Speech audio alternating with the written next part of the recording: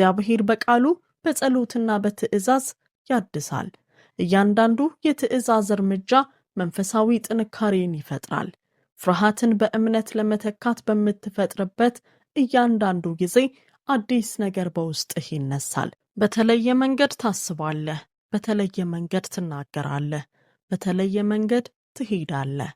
ማንነትህ ካለፈው ልምምድህ ይልቅ ከእግዚአብሔር ዓላማ ጋር ይገናኛል። ይህ የሚሆነው ተስፋዎቹ መታየት ሲጀምሩ ነው።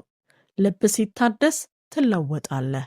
ተግዳሮቶችን እንደ ቅጣት ሳይሆን እንደ ዝግጅት ማየት ትጀምራለህ። መዘግየትን እንደ መካድ ሳይሆን እንደ ጊዜ ማየት ትጀምራለህ። ቀድሞ ይሰብርህ የነበረው ሁኔታ አሁን እየሰራህ መሆኑን ትገነዘባለህ። እግዚአብሔር በልብህ ታድሷል።